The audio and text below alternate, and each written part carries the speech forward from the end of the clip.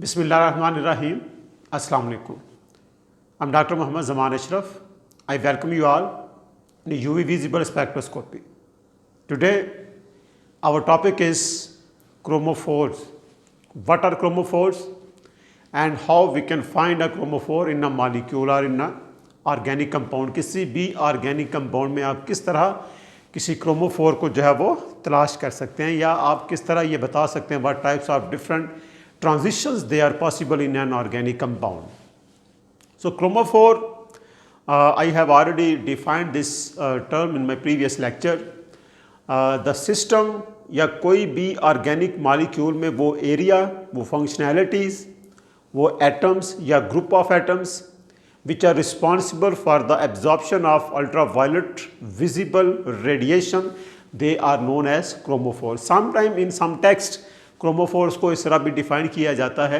Chromophore is a part of an organic compound which is responsible for the absorption of electromagnetic radiation in visible reason.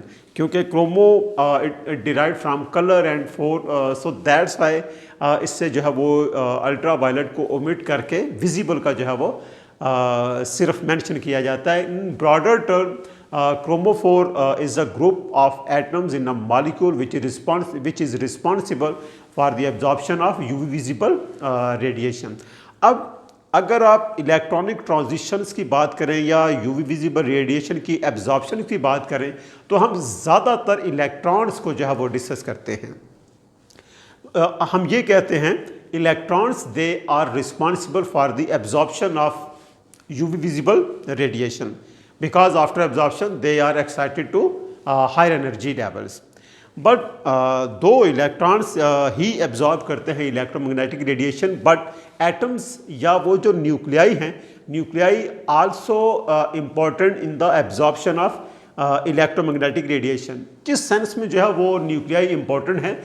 In sense because वो electrons जो electromagnetic radiation absorb करते हैं nuclei ने उनको जो है वो hold किया होता है. So it mean type of an atom is actually deciding, वो ये डिसाइड कर रहा होता है कि what types of wavelength is absorb by this system.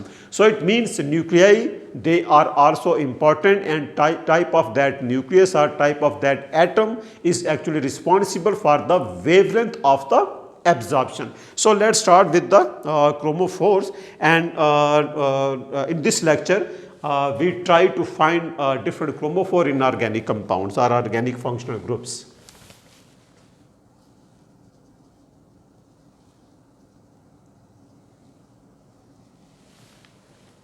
So it means group of atoms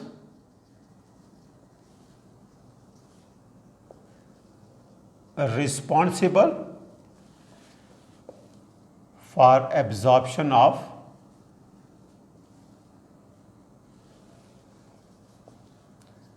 UV visible light. They are known as chromophores. और वो substituent, वो फंक्शनल ग्रुप्स जो इन क्रोमोफोर्स की एब्जॉर्प्शंस को जो है वो एनहांस करते हैं, इनकी इंटेंसिटी को एनहांस करते हैं और इस एब्जॉर्प्शन वेवलेंथ को टू लॉन्गर वेवलेंथ शिफ्ट कर देते हैं. They are known as auxochrome, जो रेड शिफ्ट जो है वो रेड शिफ्ट के लिए जो रिस्पॉन्सिबल होते हैं. So let start to find the chromophore in different functional group. अगर हम सबसे पहले एल्केन से स्टार्ट करें. So alkanes, they are saturated organic compounds.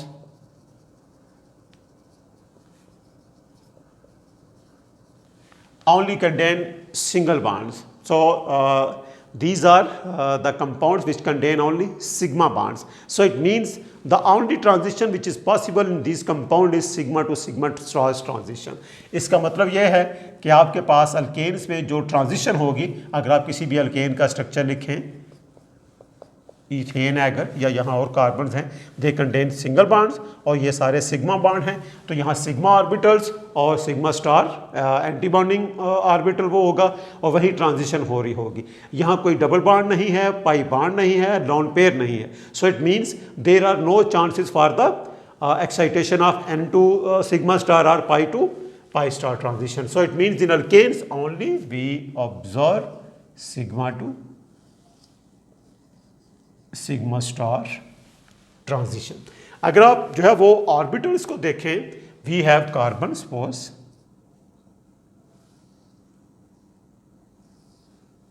We have carbon and ये भी है,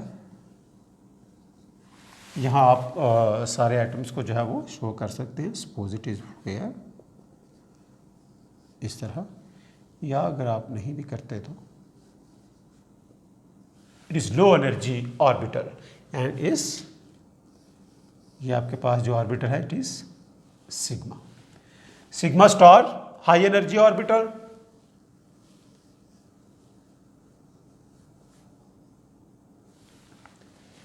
We have studied that in anti-bonding orbitals nodes are present, और जितने nodes किसी orbital में जो है वो बढ़ते जाते हैं उतनी उसकी एनर्जी जो है वो increase जो है वो होती है.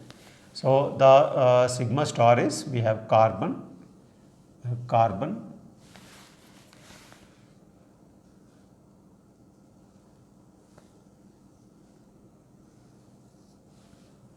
so this is sigma star. So it means electronic lone pair, the bond pair it is present in sigma orbital. अगर आप इस transition की बात करें then this is shifting of the sigma electrons into sigma star antibonding orbitals. अगर इन दोनों को आप एक सिस्टम में जो है वो शो करें then we have carbon,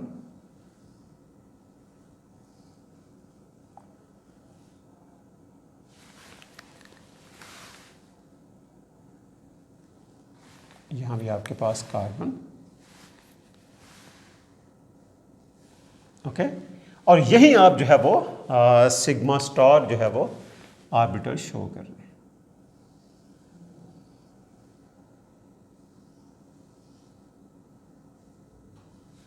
so here we have electrons. So these electrons, ये जो आप एक्साइटेशन दिखा रहे हैं, these electrons are shifted into this orbital. So this type of excitation is known as sigma to sigma star transition. So sigma to sigma star transition, it is high energy transition because energy difference between these two orbitals is high and it needs shorter wavelength.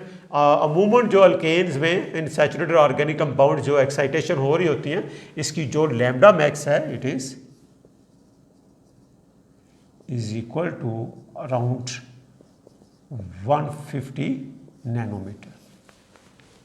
So this shorter wavelengths जो commercially available या routine practice में जो हमारे पास instrument होते हैं, it is very difficult to record such absorption in this by using these commercially available instrument. So it means the shifting of electrons from sigma orbital to sigma star orbital, it needs high energy because of this energy gap. And next अगर आप जो है वो देखें, if we have, अगर आप जो है वो n to sigma star transition को जो है देखें, so n जो है वो non bonding electrons,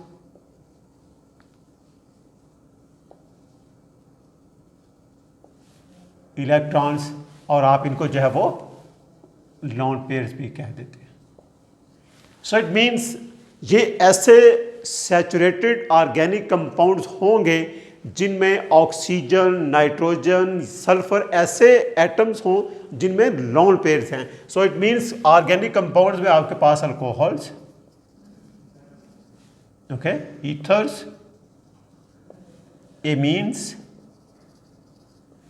okay, you have amines के बाद आप जो है वो कर सकते हैं sulphur compounds.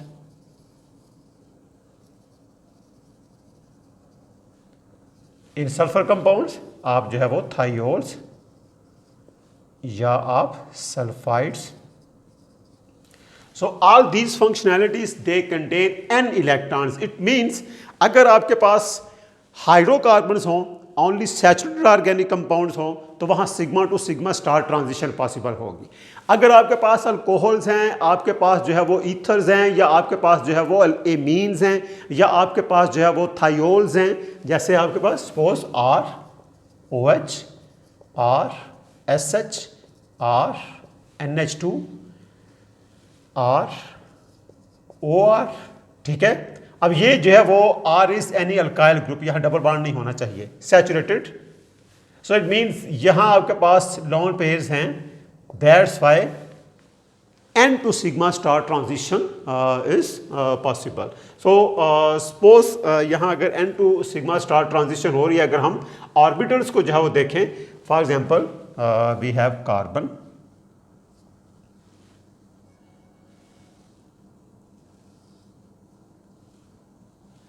we have nitrogen, here we have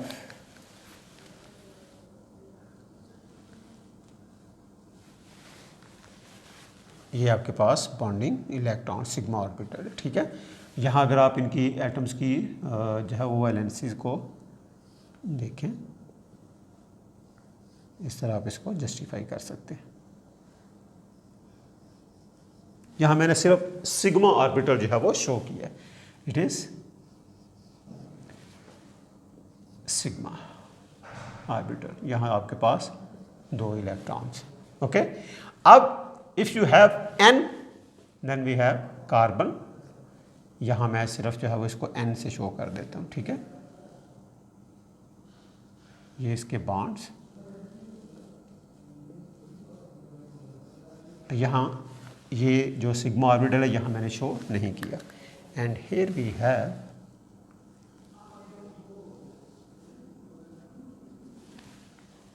N, ये आपके पास N ऑर्बिटल, CN के दरमियान जो बॉन्ड है, और यहाँ भी आपके पास 2 इलेक्ट्रॉन्स हैं, ठीक है। और फिर जो है वो sigma star, we have carbon,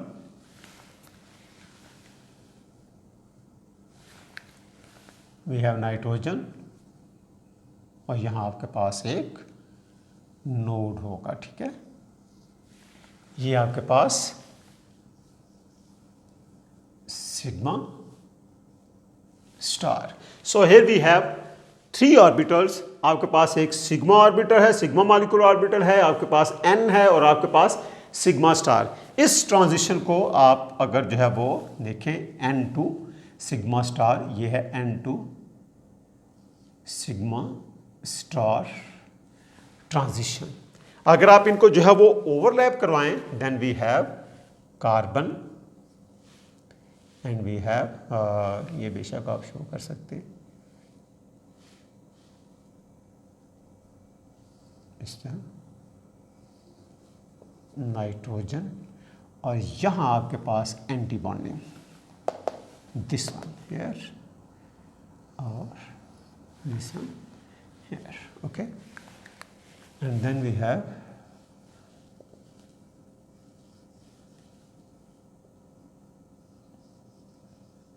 okay, और यहीं आप जो है वो शो कर रहे हैं एन ऑर्बिटल। तो आपने यहाँ सिग्मा ऑर्बिटल भी शो कर दिया, ठीक है, सिग्मा स्टार भी शो कर दिए, और आपने यहाँ एन भी जो है वो शो कर दिया। इट मीन्स अगर ये इलेक्ट्रॉन्स यहाँ से यहाँ शिफ्ट हो रहे हैं, then it is N2 sigma star transition. It means electrons for non-bonding orbitals or lone pair of electrons, lone pair of nitrogen, वो electrons they are shifted towards sigma star orbital. This transition is also high energy transition, और यहाँ भी इसकी जो value है it is around जो है वो 175 to 200 के दरमियान जो है वो इसकी वैल्यू है। अगर सपोज आपके पास हों अल्कोहल्स, एमीन्स, इनकी जो वैल्यू है इसकी लैम्डा मैक्स 175 to 200 नैनोमीटर है। और अगर सपोज यहाँ मैंने नाइट्रोजन दिखाया, ऑक्सीजन होगा तो सेम इसी तरह इसकी जो है वो बॉन्डिंग होगी। जस्ट आपके पास 2 लोन पेयर जो है वो होंगे, one of the lone pair is shifted. अगर आपके पास sulphur compounds for example thiols are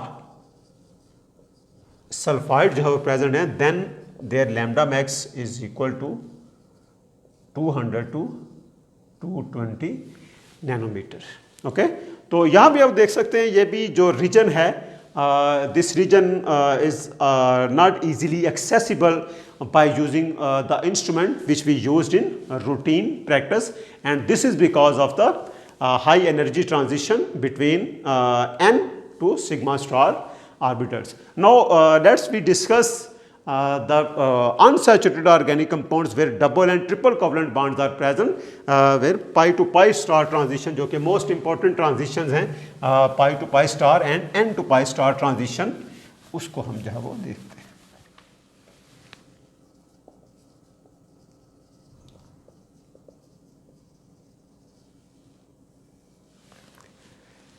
Alkenes and alkynes, they are examples of unsaturated hydrocarbons where double and triple covalent bonds are present, और इसमें जो है वो pi to pi star transition ये जो है वो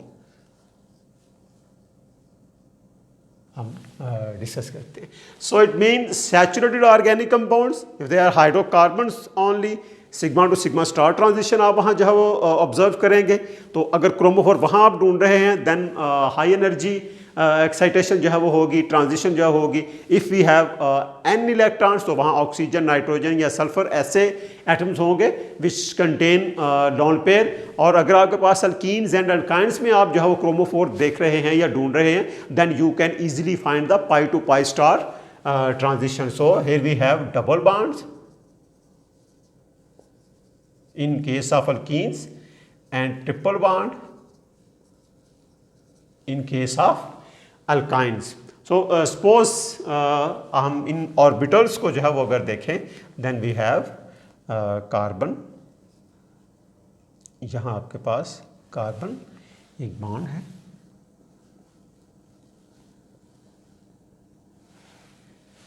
और ये आपके पास यहाँ मैं सिर्फ here we have pi molecular orbital. This is pi molecular orbital, and pi star we have carbon, वो कार्बन,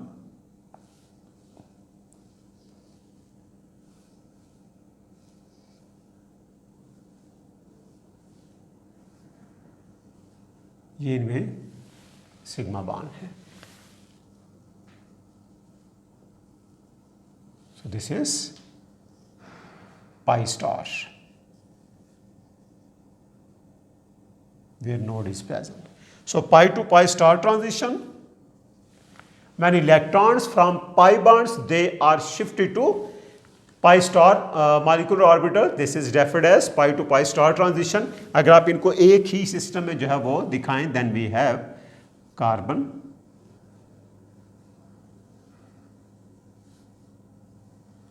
and we have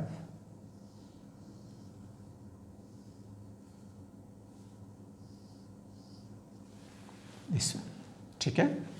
और यहां आपके पास होगा एंटी बॉन्डिंग, यहां आपके पास होगा anti bonding. So here we have electrons, this is pi star, और ये आपके पास pi orbital. Electrons from pi orbital, pi molecular orbital, they are shifted to anti bonding molecular orbitals. So this is referred as pi to pi star transition. यहां भी जो है वो आपके पास इन केस ऑफ अगर सिर्फ आपके पास एक ही डबल बॉन्ड या एक ही ट्रिपल बॉन्ड होगा तो एनर्जी ऑफ एब्जॉर्प्शन जो है वो फिर भी जो है वो ज़्यादा होगी, उतनी नहीं होगी कि आप जो है उसको इजीली जो है वो मेजर कर सकें। For example in case of carbon carbon double bond, अगर जो है वो इथीन का केस होगा या आपके पास इथाइन का केस होगा, तो इसकी जो एनर्जी, इसकी जो वेवलेंथ ऑफ द एब्जॉर्प्शन होगी वो around 175 nanometer for ethene, alkene, and 170 nanometer for alkyne. Still you can see that कि आपके पास अगर सिर्फ आइसोलेटेड डबल या ट्रिपल बॉन्ड्स हों then they have high energy difference between pi to pi star transition. तो इसमें भी आपके पास जो है वो they can not easily measured by using the instrument in routine practice. So let's now we discuss the very important absorptions जो हम organic chemistry में जो है वो डिस्कस करते हैं. These are absorption in carbonyl compounds. In carbonyl compounds we have also pi bonds, and in carbonyl compounds we have oxygen in which lone pairs are present. So n to pi star transition and pi to pi star transition, they are possible within same molecule. So let's discuss with the absorption of carbonyl compounds.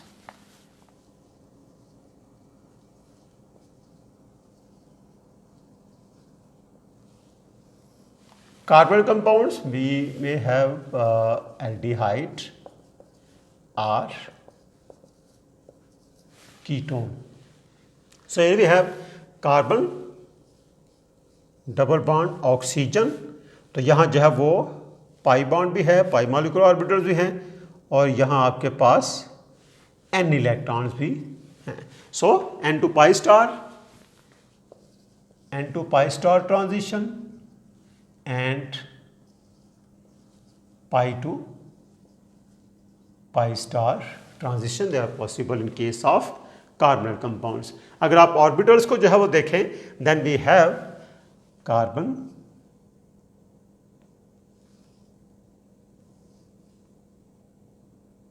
oxygen. Here we have a sigma orbital. यहाँ आप जो है वो ये जो है वो यहाँ मैंने सिर्फ सिग्मा ऑर्बिटल शो किया. If we have the next one is pi orbital, we have carbon,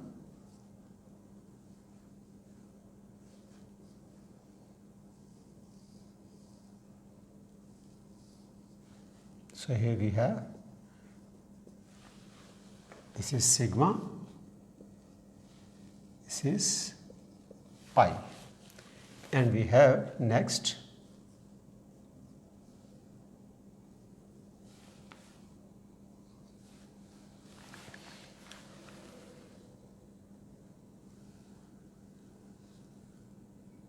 n. यहाँ मैं सिर्फ एक जो है वो लॉन पेयर जो शिफ्ट होगा वो दिखा रहा हूँ. This is n. So we have the high energy orbitals,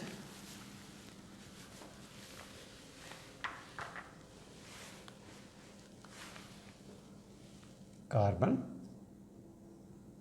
oxygen,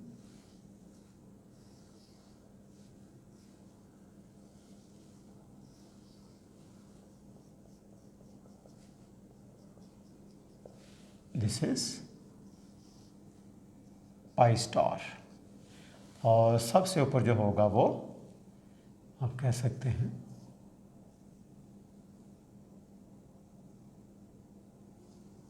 this is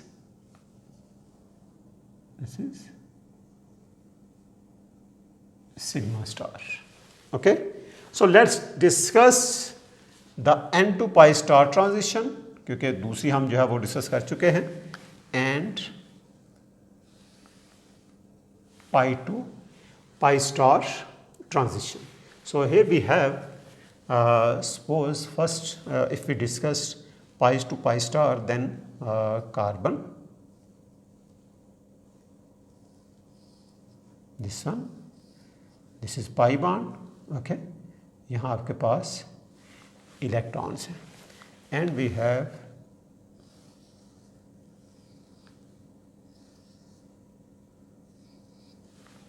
this is antibonding. So when this these pi electrons, they are shifted to this antibonding pi star orbital, then this is referred as pi to pi star transition. How about n to pi star? Then we have carbon, oxygen. This is ये आपके पास n electrons, and here we have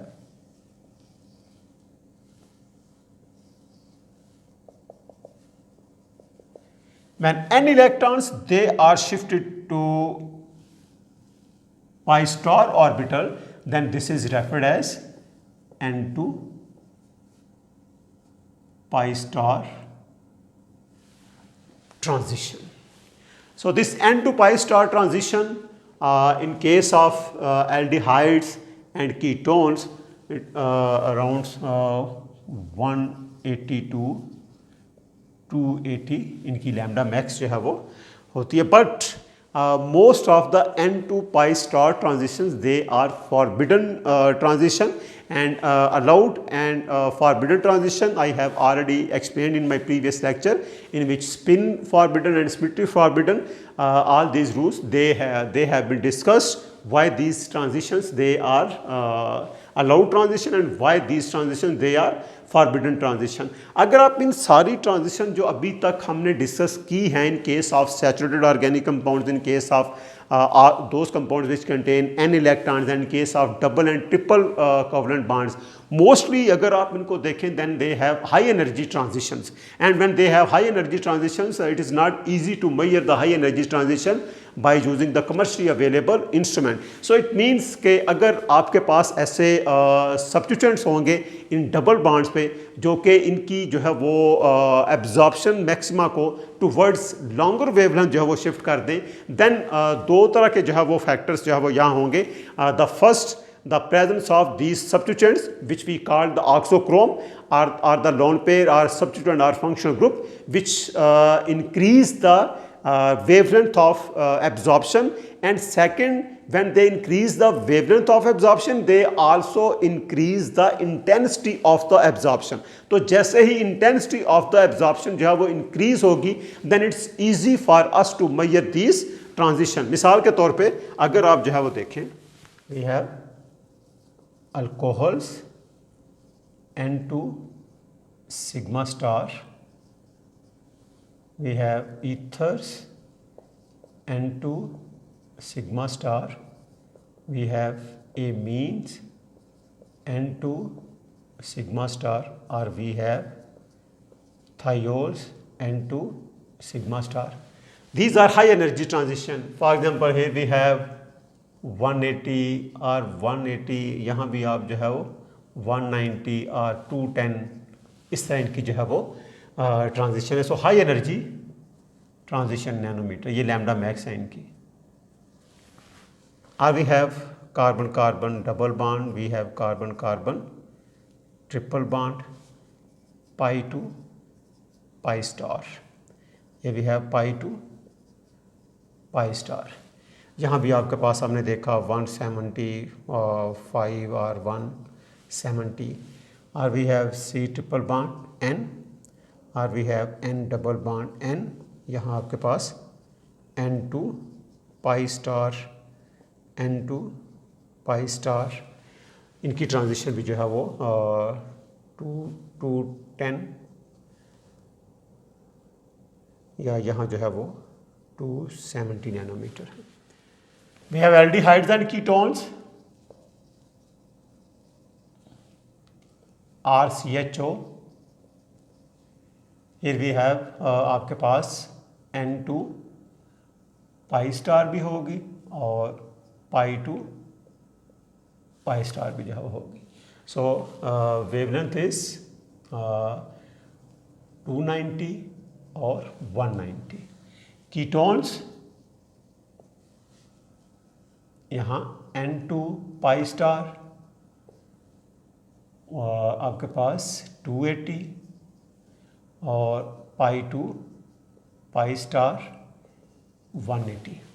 All these transitions they are high energy transition, so it means the substituent or the functionality which increase the wavelength of the absorption, they decrease the energy. So when they decrease the energy, then it's easy for us to measure such transition. मिसाल के तौर पे अगर हमारे पास एक जो है वो कंपाउंड है जिसमें CH3CH double bond CH3, so here we has आपके पास यहाँ here we have 3 double bonds. आप अगर इन डबल बॉन्ड्स का जो है वो नंबर इंक्रीज कर रहे हैं, for example 3 to 4 and 4 to 5, then you increase आप जो है वो कॉन्जुगेशन आप क्या कर रहे हैं, इंक्रीज कर रहे हैं. सपोज हियर वी हैव इस तरह की आपके पास जो है वो था, और फिर आपने जो है वो आपने इस तरह जो है वो इंक्रीज कर दिया. So increase in the conjugation, ये जो आप कॉन्जुगेशन इंक्रीज कर रहे हैं, they decrease the energy difference between the molecular orbitals. When energy difference between molecular orbital is decreased, wavelength of the absorption is increased. इसीलिए अगर आप जैसे जैसे कॉन्जुगेशन इंक्रीज करते जाते हैं, absorption, wavelength of the absorption is increased और उसकी इंटेंसिटी भी जो है वो इंक्रीज होती है. फॉर एग्जाम्पल अगर आप इन कंपाउंड्स का जो है वो यूवी स्पेक्ट्रम देखें, you have here wavelength maximum nanometer and here we have epsilon. यहाँ आपके पास सपोज 50,000 है और ये आपके पास 100,000 है. ठीक है, तो ये आपके पास वेवलेंथ है, 200 है, 300 है, 400 है. तो अगर आप इसका स्पेक्ट्रम ले when n is equal to 3, then we have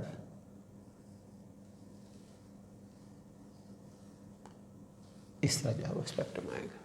so this is when ये जो आपके पास n है, when n is equal to 3. So when you increase the number of n, अगर आप n को 4 जो है वो लेते हैं, then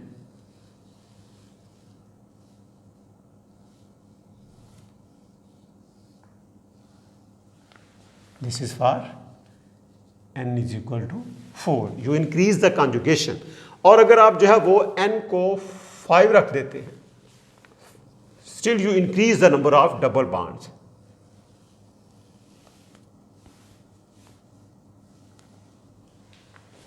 This type of spectrum. This is case where n is equal to 5.